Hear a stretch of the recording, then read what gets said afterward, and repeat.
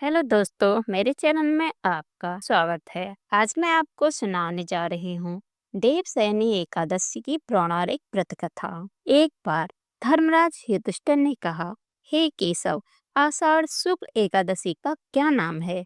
इस व्रत की करने की विधि क्या है और इस व्रत में किस देवता का पूजन किया जाता है? श्री कृष्ण कहने लगे कि हे युधिष्ठिर, जिस कथा को ब्रह्मा जी ने नारद से कहा था वही मैं तुमको कहता हूँ। एक समय नारद जी ने ब्रह्मा जी से यही प्रश्न किया था। तब ब्रह्मा जी ने उत्तर दिया, हे नारद, तुमने कलियुगी जीवों के उद्धार के लिए बहुत उत्तम प्रश्न किया है, क्योंकि देवसैनी एकादशी व्रत सब व्रतों में उत्तम है।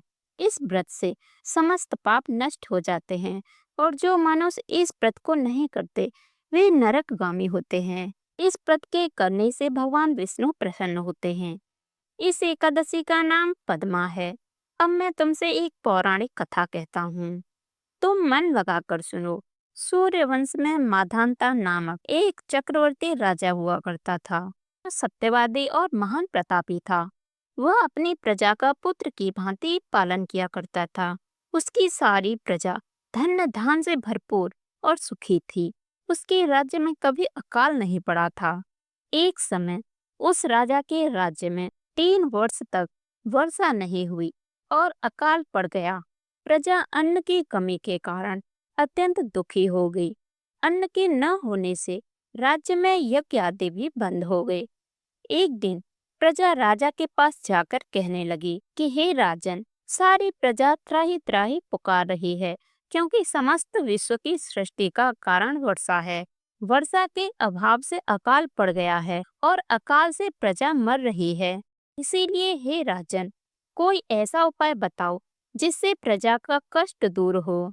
राजा मानधाता कहने लगे कि आप लोग ठीक कह रहे हैं। वर्षा से ही अन्न उत्पन्न होता है और आप लोग वर्षा न होने से अत्यंत दुखी हैं। मैं आप लोगों के दुखों को समझता हूँ। ऐसा कहकर राजा कुछ सेना साथ लेकर वन की तरफ चल दिया। वह अनेक ऋषियों के आश्रम में भ्रमण करता हुआ अंत में ब्रह्मा जी के पुत्र अंगिरा ऋषि के आश्रम में पहुंचा। वहां राजा ने घोड़े से उतर अंगिरा ऋषि को प्रणाम किया। मुनि ने राजा को आशीर्वाद देकर आश्रम में आने का कारण पूछा। राजा ने हाथ जोड़कर विनती भाव से कहा, हे भगवान, सब प्रकार से धर्म पालन करने पर भी मेरे राज्य में अकाल पड़ गया है। इससे प्रजा अत्यंत दुखी है। राजा के पापों के प्रभाव से ही प्रजा को कष्ट होता है। ऐसा शास्त्रों में कहा है। जब मैं धर्मानुसार राज्य करता हूँ तो मेरे राज्य में अकाल कैसे पड़ सकता है? इसके कारण का पता मुझको अभी तक नहीं चल सका। अब मैं आपके पास इसी संदेह को निवृत्त कराने आया हूँ। कृपा करके मेरे इस संदेह को दूर कीजिए, साथ ही प्रजा के कष्ट को दूर करने का उपाय बताइए।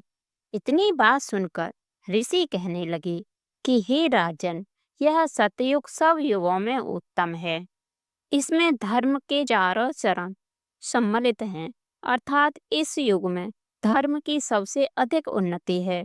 लोग ब्रह्म की उपासना करते हैं और केवल ब्राह्मणों को ही वेद पढ़ने का अधिकार है। ब्राह्मण ही तपस्या करने का अधिकार रखते हैं। परंतु आपके राज्य में एक शूद्र तपस्या कर रहा है। इसी दोष के कारण आपके राज्य में वर्षा नहीं हो रही है। इसीलिए यदि आप प्रजा का भला चाहते हैं तो उस शूद्र का वध कर दो। इस पर राजा कहने लगा कि महाराज, मैं उस निरपराध तपस्या करने वाले शूद्र को किस तरह मार सकता हूँ? आप इस दोष को छूटने का कोई दूसरा उपाय बताइए। तब ऋषि कहने लगे कि हे राजन, यदि तुम अन्य उपाय जानना चाहते हो तो सुनो। आषाढ़ मास के शुक्ल पक्ष की पद्मा नाम की एकादशी का व्रत विधि पूर्वक करो। व्रत के प्रभाव से तुम्हारे राज्य में वर्षा होगी और प्रजा सुख प्राप्त करेगी, क्योंकि इस एकादशी का व्रत सब सिद्धियों को देने वाला है और समस्त उपद्रवों को नाश करने वाला है। इस एकादशी का व्रत तुम प्रजा सेवक तथा मंत्रियों सहित करो। उन्हीं के इस वचन को सुनकर राजा अपने नगर को वापस आया और उसने विधि पूर्वक पद्मा एकादशी नामक व्रत किया। उस व्रत के प्रभाव से राजा के राज्य में वर्षा हुई और प्रजा को सुख पहुंचा। अतः इस मास की एकादशी का व्रत सब मनुष्यों को करना चाहिए। यह व्रत इस लोक में भोग और परलोक में मुक्ति देने वाला है। इस कथा को सुनने से मनुष्य के सब पाप नष्ट हो जाते हैं। आषाढ़ मास के शुक्ल पक्ष की एकादशी को ही देवशयनी एकादशी कहा जाता है। इसी एकादशी से चातुर्मास का आरंभ माना जाता है। इस अवधि में कोई भी शुभ कार्य जैसे विवाह आदि नहीं किया जाता है। मान्यता है कि इस दिन से भगवान श्री हरि विष्णु क्षीर सागर में शयन करते हैं और फिर 4 माह बाद उन्हें उठाया जाता है। उस दिन को ही देवोत्थानी एकादशी कहा जाता है। इस बीच के अंतराल को ही चातुर्मास कहा गया है।